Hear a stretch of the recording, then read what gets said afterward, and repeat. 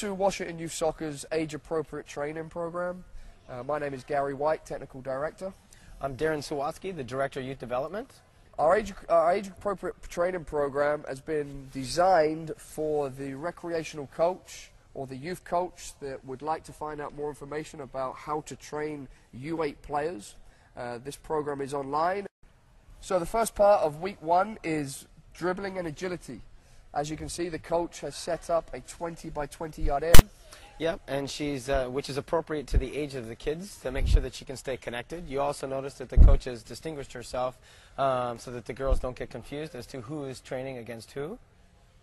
The purpose of this practice is to improve general coordination in a fun, orientated environment.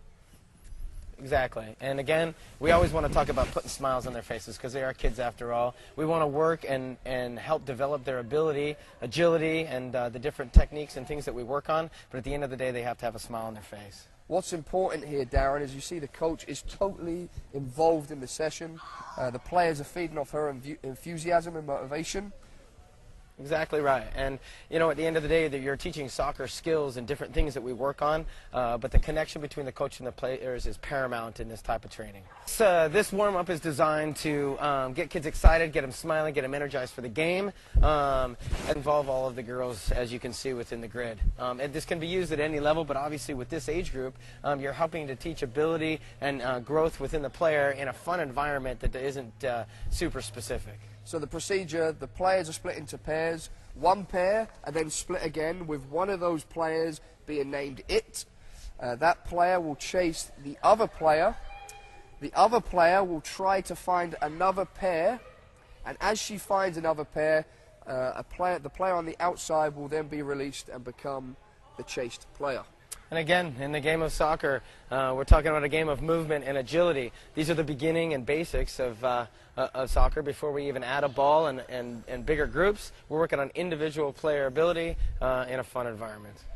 The main coaching points that the coach would consider at this point is the change of direction, Darren, and how important is that in the game today? Oh, it's massive. You know, you talk about everything from a 4v4 up to an 11v11, even a 1v1. Change of direction in the game is the way that you unbalance a defender or a group of defenders in order to penetrate the opposition.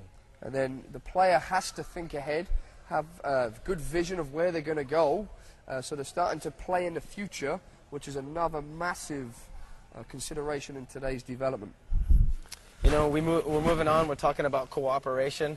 How then do you work to move to the next one? As you can see, one person joins the group and the next one's ready to go. And then obviously the major part here is the agility, different dynamic movements without being taught them, and obviously fun, Darren. Well, again, the most important thing in these age groups is that they learn in a fun environment. If we're too strict, then they're not going to want to do it. They're not going to want to be there. If you leave them laughing at time, they'll be coming back for more. And this is a warm-up, but the players are moving around, having fun, getting their bodies warm, ready for the session ahead of them, in a very, very controlled, safe, fun environment. Exciting soccer. Moving on to week 1, Darren, we're in the second phase, which is the individual activity, and the objective is to improve individual dribbling skills because we're still focusing on dribbling agility. No, exactly, and building out of the